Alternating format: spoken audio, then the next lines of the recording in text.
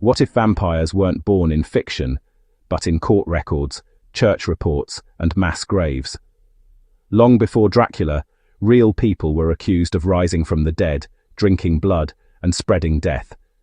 And entire communities believed it. This isn't a story about monsters with capes. It's a story about fear, disease, power, and how real history created the vampire myth. Let's start where the legend feels most familiar. So, let's begin with the name everyone knows.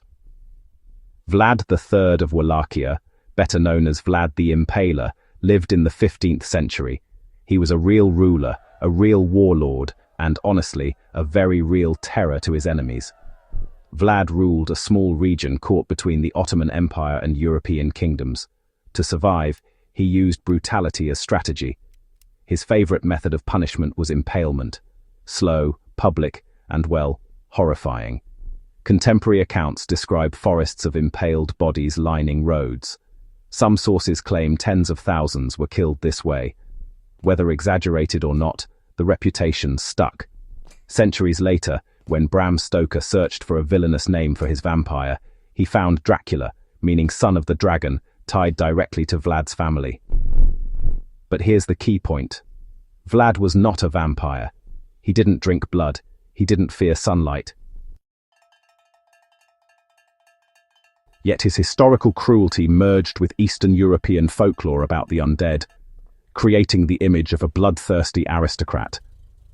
Reality became legend. But there were other cases where people truly believed the dead were feeding on the living. In early 18th century Eastern Europe, something strange swept through rural communities: vampire panics. One of the best documented cases is Peter Plagojevich, a Serbian villager who died in 1725. Within weeks, several people claimed he appeared at night, choking them in their sleep. Each victim died days later. Local officials recorded the events. When Plagojevich's grave was opened, witnesses reported that his body hadn't decayed. Blood was said to be fresh at the mouth. The response was immediate. A stake through the heart. The body burned. The panic ended. Another case followed soon after. Arnold Paul, a former soldier. After his death, villagers blamed him for multiple illnesses and deaths. His corpse, too, was exhumed and destroyed. These weren't myths passed down orally. They were written into official reports. So what was really happening? Well, it was disease. Tuberculosis, plague, and other infections spread invisibly, killing families one by one. Corpses bloated naturally after burial, forcing blood from the mouth, which looked like feeding. Without medical knowledge, communities created an explanation that, made sense to them.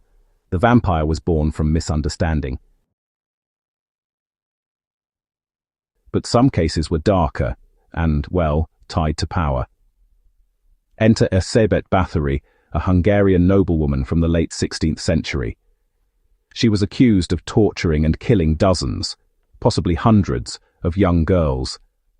Some later legends claimed she bathed in their blood to preserve her youth. Here's where history matters. Modern historians agree that while Bathory likely committed abuse and murder, the blood-bathing vampire image may have been exaggerated, or even fabricated, by political enemies seeking her land and power.